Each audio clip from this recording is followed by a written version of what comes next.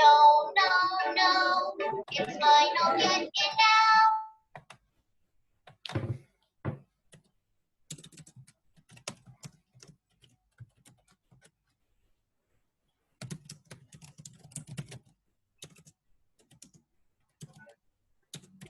Doctor, buenas tardes.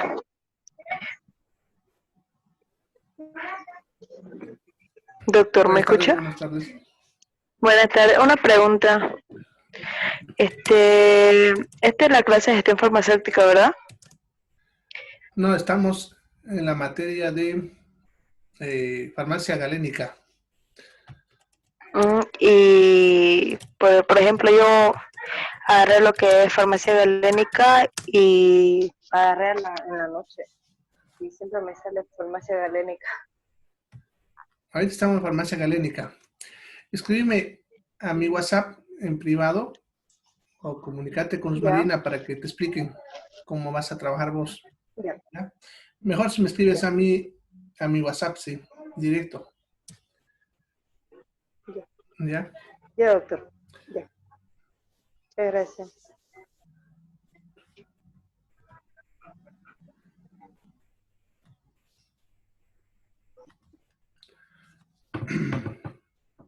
Ya está.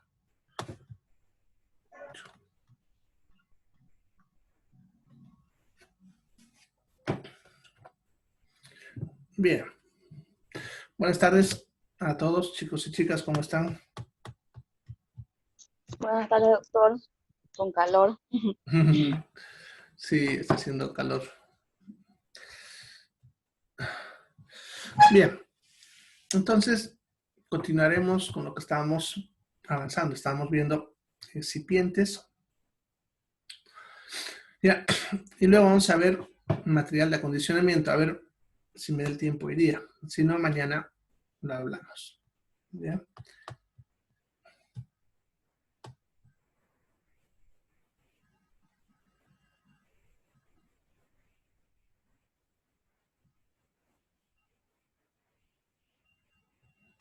Bien, ahora sí. Bien, entonces estamos viendo los vehículos. ¿Se acuerdan? Había dicho que eran los que son líquidos, ¿no? Bien, habíamos hablado de los alcoholes, de propilenglicol y nos habíamos quedado ahí. ¿Ya? Bien, del propilenglicol, lo que me olvidé, bueno, no me olvidé, se me acabó el tiempo ayer de explicar, es que esta sustancia necesita, para metabolizarse, esta enzima, la lactato deshidrogenasa, también conocida como LDH, este tipo de enzima, la fabrica el hígado. Ahora, sucede que esta enzima no se produce en suficiente cantidad en los menores de 4 años, ¿ya? O sea, es natural que en esa edad se produzca en muy poco. Por lo tanto, como esa enzima en esas edades se produce muy poco, puede hacer que la sustancia se acumule en el cuerpo y produzca mayor toxicidad. ¿Ya? Entonces, aún dándole en dosis normales, la acumulación puede hacer que el efecto sea de mayor dosis. Por ese motivo, cualquier producto que contenga propilenglicol está contraindicado en niños menores de 4 años. ¿Ya? Bien.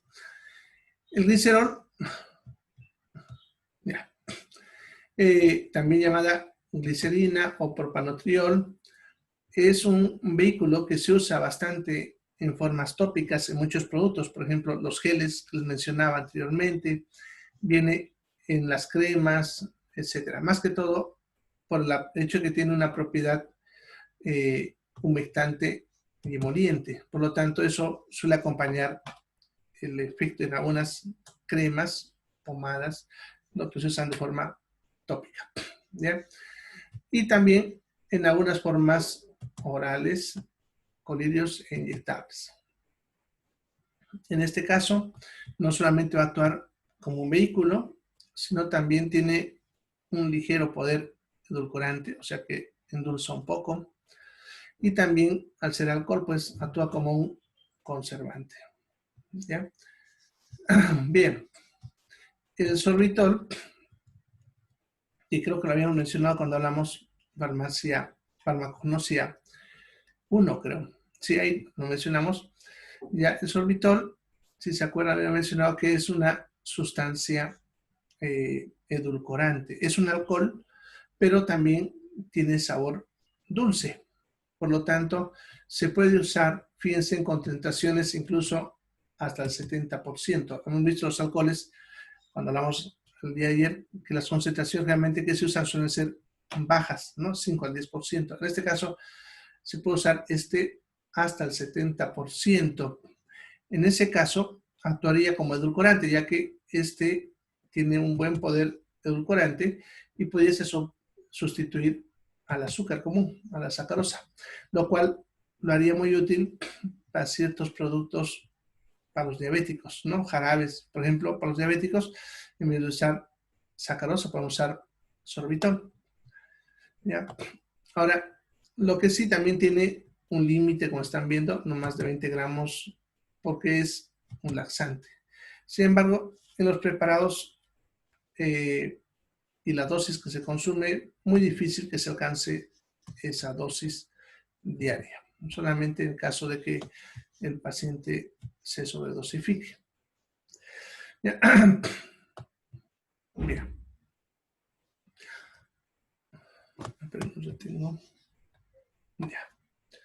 Bien, entonces luego están los polietilenglicioles, que son moléculas ya formadas por varias moléculas de alcoholes en cadena.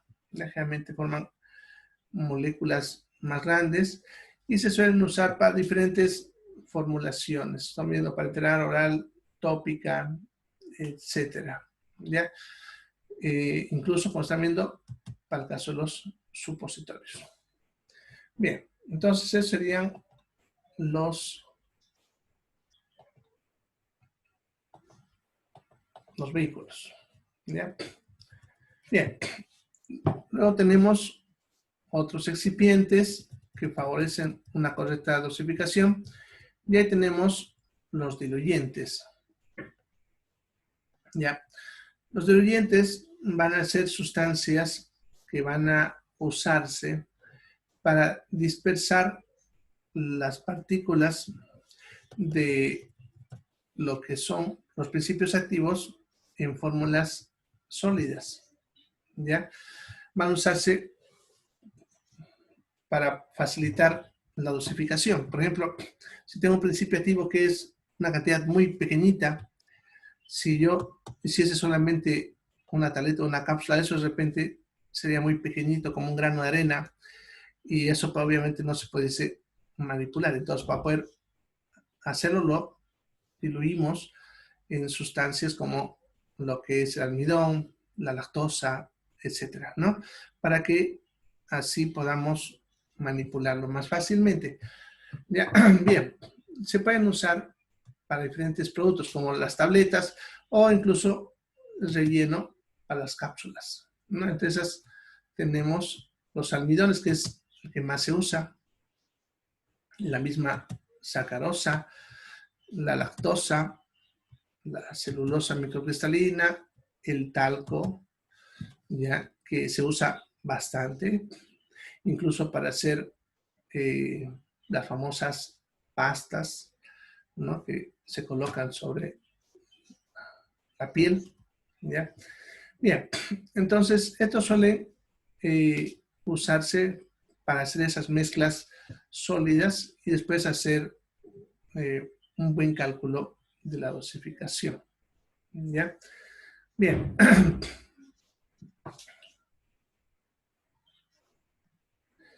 Entonces, cuando tenemos un producto en el cual, es lo que nos está hablando aquí abajo, podemos tener dos situaciones. El principio activo está en cantidades muy pequeñitas, ¿ya? Y el otra es que el principio activo está en una buena cantidad, ¿ya? Bien, por ejemplo, si yo tengo un producto, ya que cuando lo peso 500 miligramos, podemos decir, alcanza el tamaño de una tableta, ¿ya? Entonces, en ese caso, no es necesario de repente ponerle un diluyente. En ese caso, simplemente se puede poner algún agente purificante para favorecer su movimiento, ¿ya? En cambio, cuando está en cantidades muy pequeñas, como decía hace rato, para poder hacer las mediciones, en ese caso necesitamos un diluyente, ¿ya? En algunos casos se puede combinar un diluyente con un lubricante. Ya, en este caso, los agentes lubricantes favorecerían el movimiento de las partículas para poder hacer una mejor subdivisión de unidades. ¿Ya? ¿Qué significa? Cuando yo mezclo palmolé, voy a tener palmolé 1 kilo de mezcla. Yo tengo que eso subdividirlo en cantidades pequeñitas, ¿no? Ya, si yo uso puro el producto de repente o sin un lubricante, ya va a ser difícil que esas partículas puedan desplazarse en el momento de hacer las pesadas o las divisiones, ¿ya? Entonces, por eso se pueden combinar de esas maneras. Bien, luego tenemos otros, aquí le he puesto, bueno, los que más se usan, los que he puesto primero, ¿no? Los vehículos y los diluyentes. Y aquí tenemos otros más que se usan también en lo que es la formulación de productos farmacéuticos, ¿ya? Por uno u otro motivo. Ya, por ejemplo, los absorbentes, fíjense con B, cuidado se confundan, ¿ya? Estos absorbentes facilitan la mezcla de líquidos con los sólidos. O sea, un absorbente va a hacer que el líquido se absorba en toda la mezcla. Por eso le está diciendo la incorporación de fluidos en el estructura interna. O sea, absorbe el líquido hacia la mezcla.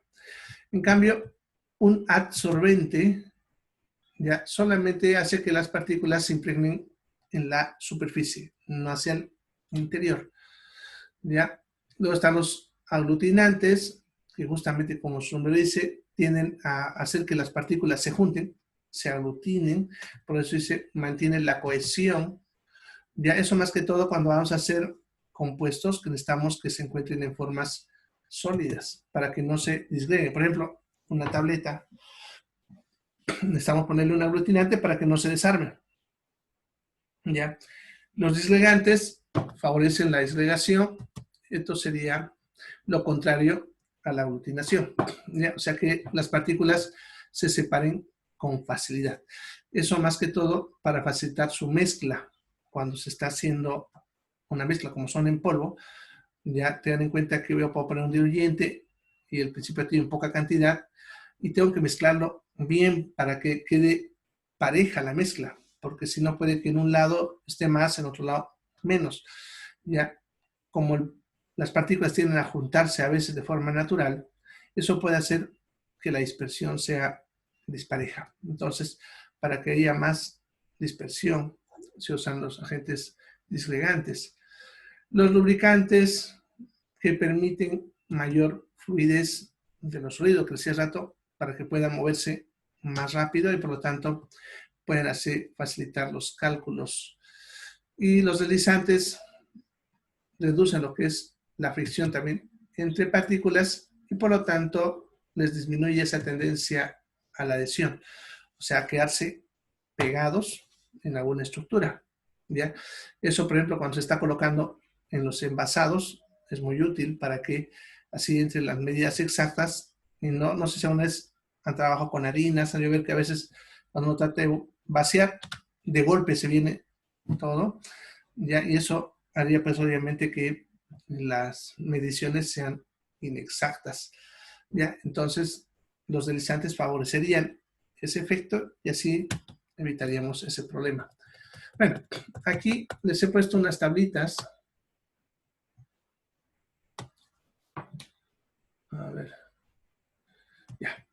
Les he puesto unas tablitas en la cual les muestro las características de cada uno de los compuestos más usados. Por ejemplo, los almidones se usan como diluyente, ¿ya? Pero también, como están viendo, es un disgregante y también es un aglutinante y también es un lubricante. Por lo tanto, por ejemplo, si yo quiero hacer una tableta de paracetamol, solamente necesito mezclar paracetamol con almidón. Nada más. Lo mezclo y el hecho de que sea disgregante va a hacer que se pueda mezclar de forma pareja.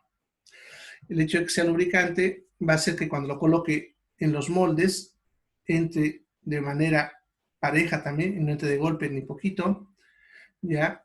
Y cuando ya lo comprima en el molde, porque en los moldes lo van a presionar, entonces el actuar como aglutinante va a hacer que mantenga su forma. Entonces una tableta, por ejemplo, es simplemente eso, almidón más el principio activo, ¿no? Y bueno, ya ahí le pueden poner colorantes, etcétera, ¿no? Pero así es. Y esa característica, por ejemplo, tiene el almidón.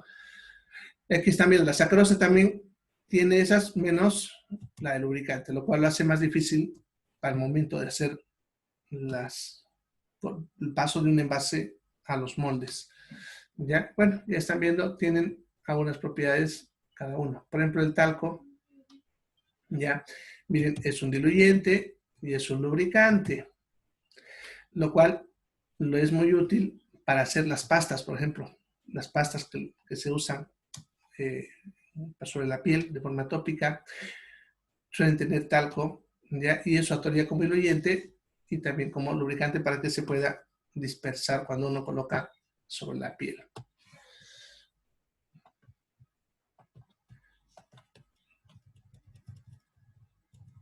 Bien.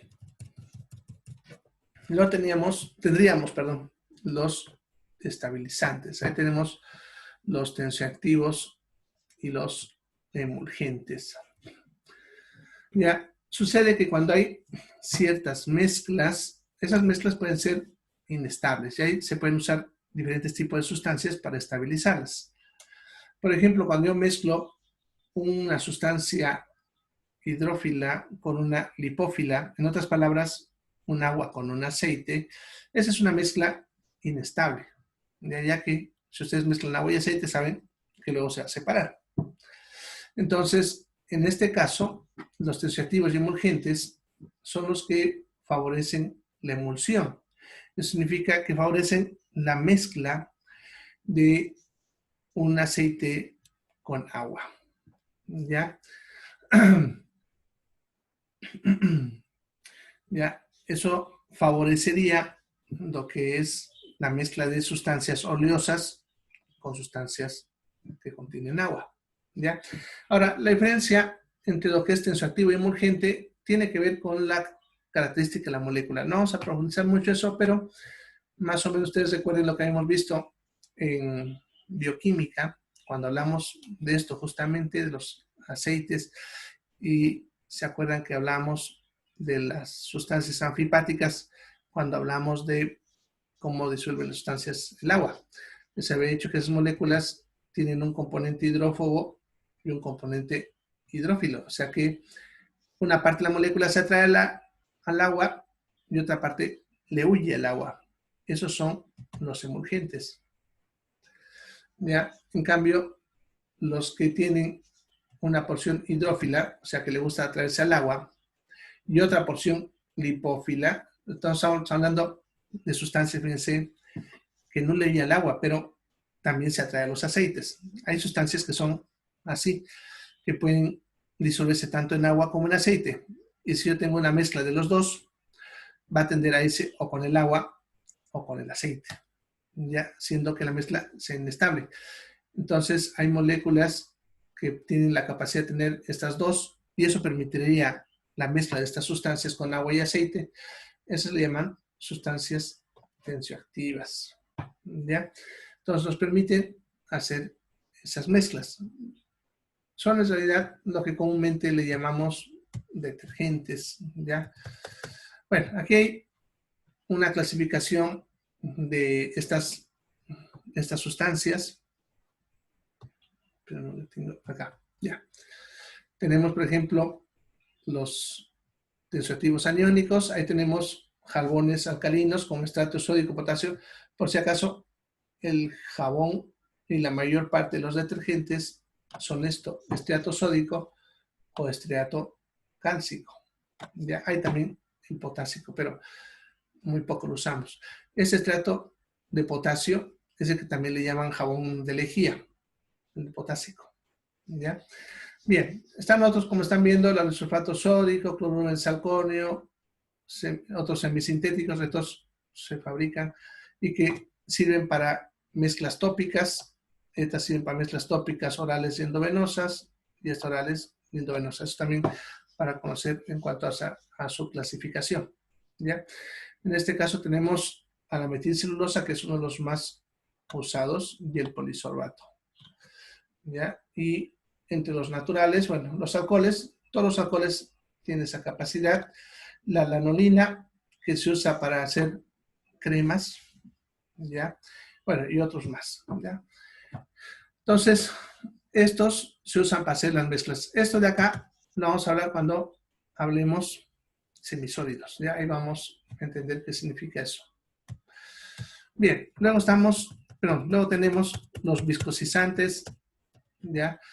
Que su nombre, como ven, lo mismo lo dice, lo que hace es que una sustancia se vuelva un poco más viscosa, ¿ya? Hay sustancias que pueden alterarse, ¿ya? Dependiendo de cómo es el líquido, ¿ya? Y tienden a veces a precipitarse, principalmente cuando varían las temperaturas. Entonces, yo tengo un agente que me aumenta la viscosidad, hace más difícil que ocurra una sedimentación, ¿ya? Bueno, eso, ¿cómo le explico? Sucede que si yo tengo, pongámosle, agua pura, y pongámosle que tengo algo más espeso, como pongámosle no sé si han comido la agua con maicena cocida, la panitela que le llaman, o le llaman los budines, ¿no? Entonces solamente imagínense, ¿qué pasa si yo coloco, pongámosle, algo con cierto peso sobre cada uno? Si lo pongo en el agua, ustedes saben que eso se va a hundir de golpe hasta el fondo. En cambio, en la mezcla con lo que es la maicena, ya esa famosa panitela o budín, como quieran llamarle, va a tardar en hundirse al fondo, o incluso puede que se quede ahí al medio detenido, ¿ya?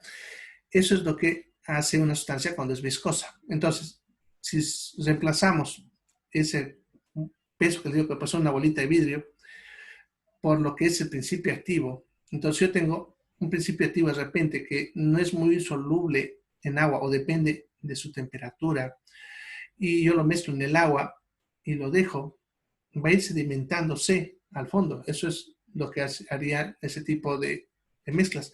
De tal manera que después de un rato quedaría en el fondo, ¿ya? Para usarlo tendría que batirlo y de repente quede en el fondo una parte, ¿ya?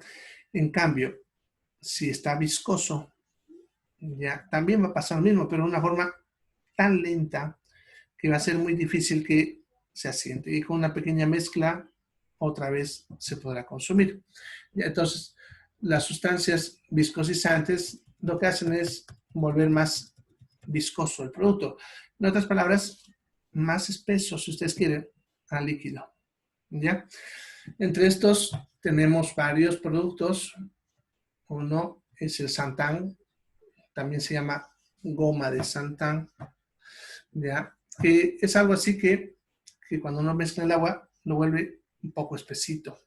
Incluso eso no solamente favorece el hecho de que el principio activo se asiente más rápido, sino incluso le da una propiedad organoléptica atractiva. Eso significa que a veces nos gusta consumir más un gel que un líquido puro. Por eso nos gusta la gelatina, por ejemplo. ¿Ya? Bien, hay otros como la acacia, tragacanto, la metilcelulosa, que se usa también, o la carboximetilcelulosa, que son los que más se usan, que usamos como viscosizantes, ¿no? Están viendo aquí, según el tipo de mezcla, y como están viendo, para lo que más se usa son para las mezclas orales. Más que todo, para espesar los líquidos, para que tengan cierto tipo de espesor. ¿Ya? Si alguna vez han tomado un jarabe o algo así, han de ver que tiene cierto espesorcito, ¿no? O sea, un poco más viscoso. Bien. Luego tenemos los tampones o buffers.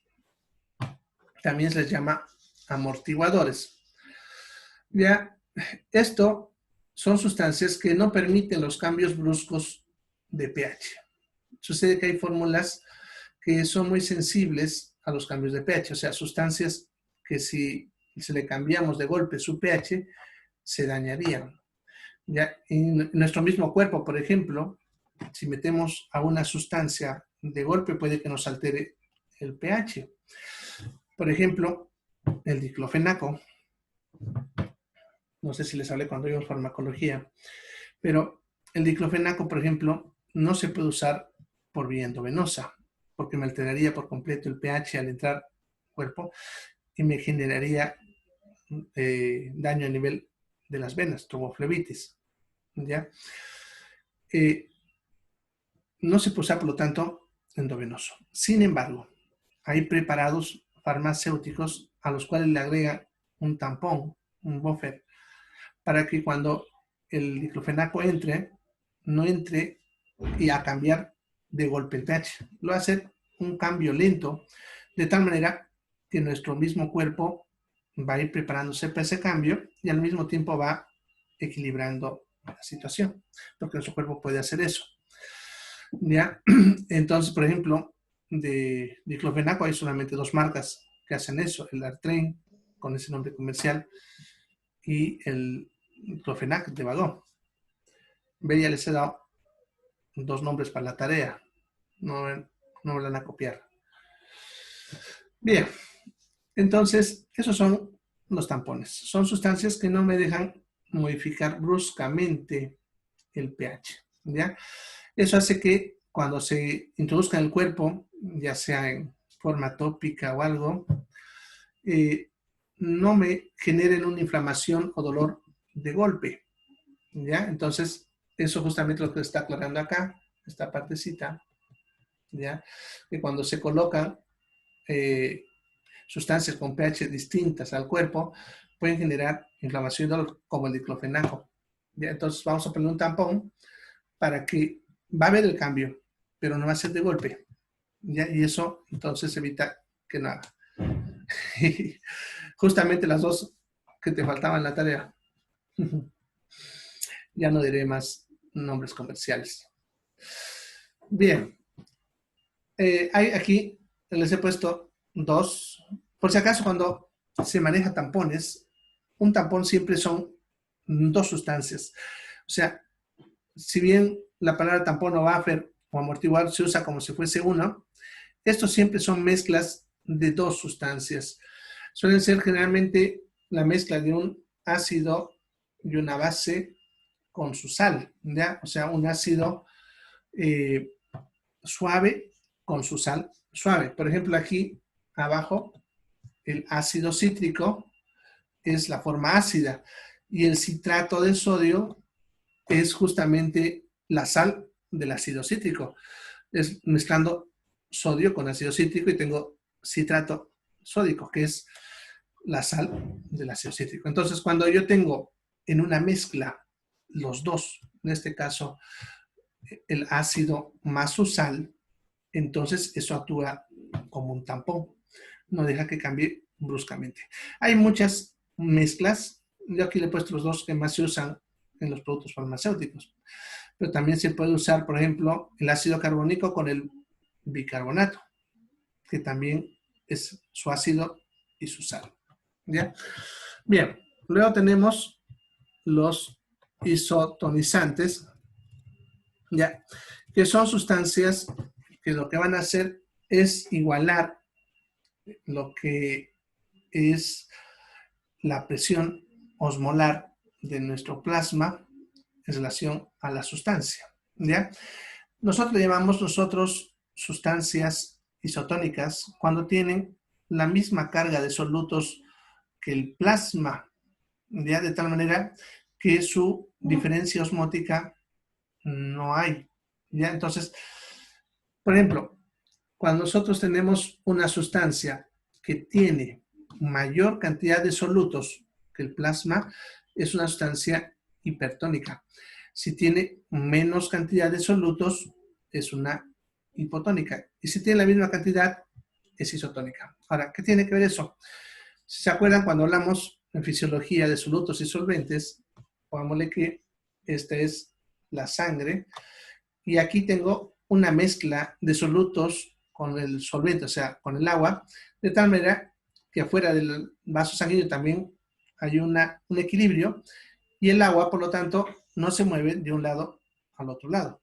Pero si yo coloco acá en la sangre una sustancia hipertónica, o sea que tiene más solutos, y la meto a la sangre, lo que va a pasar es que el agua de los tejidos se va a empezar a entrar a la sangre. Eso hacen los hipertónicos. Y los hipotónicos, los contrarios, ya cuando los solutos están en menor cantidad, lo que hacen, como son hipotónicos, entonces más bien va a ser a la inversa. Vamos a perder el agua de este espacio y el agua se va a salir a los tejidos. Entonces los hipertónicos absorben el agua hacia la sangre y los hipotónicos pierden el agua de la sangre. Eso puede generar que se acumulen los líquidos o se deshidraten los tejidos, ¿ya? Pueden tener problemas, pero a veces también usamos eso para ciertos tratamientos, ¿ya? Entonces, generalmente, para la mayoría de las drogas, no necesitamos que pase eso, y por lo tanto, la mayoría de las drogas son isotónicas. Eso significa que ni absorben agua, ni pierden agua, ¿ya?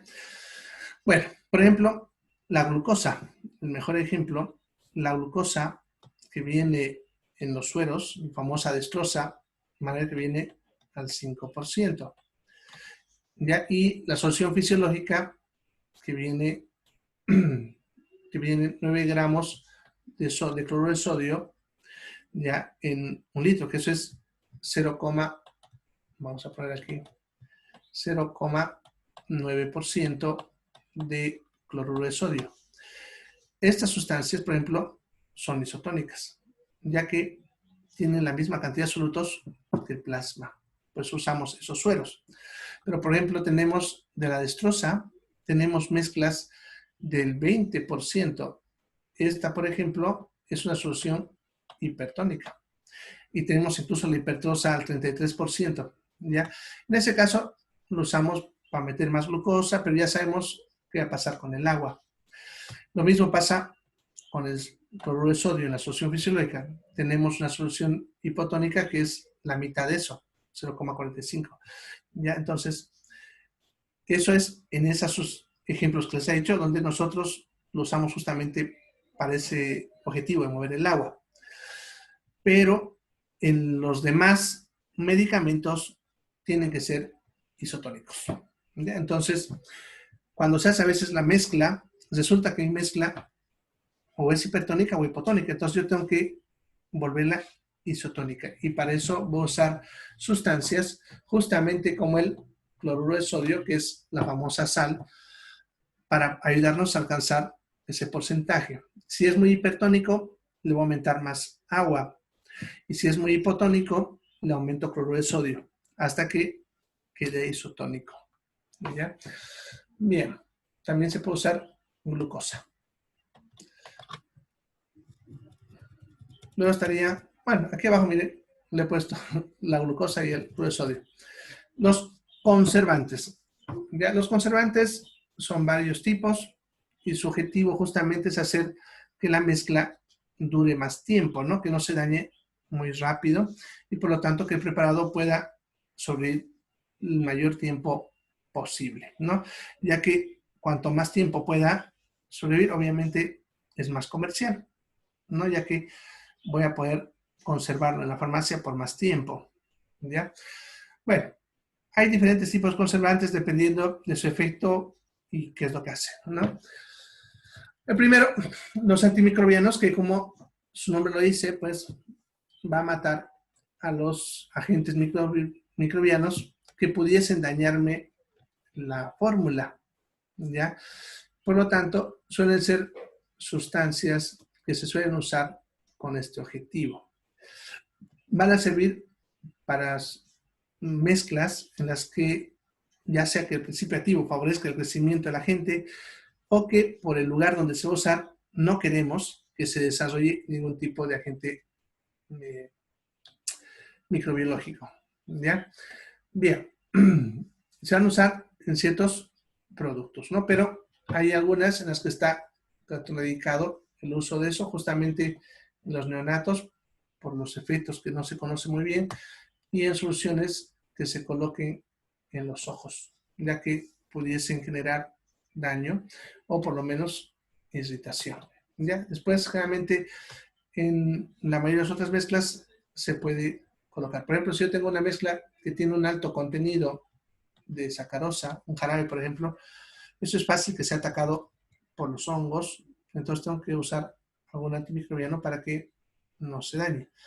Entre esos tenemos los más usados aquí, le estoy poniendo, les he puesto, el ácido benzoico, el ácido sórbico, bencílico, el alcohol etílico, que ya habíamos hablado más arriba, clorubenzalconio, metilparabeno, bromilparabeno, ¿no? Ya aquí les aclara el tipo de pH sobre el cual actúan y si sirven para vía oral, tópica, oftalmológica o endovenoso, ¿no? Entonces, como ven, ahí les muestro. Por ejemplo, para tópica, todos, porque obviamente en la piel no hay mucho problema. Bueno, se me fue el tiempo. Entonces, mañana continuamos con esto y con lo que es el material de acondicionado. ¿Listo?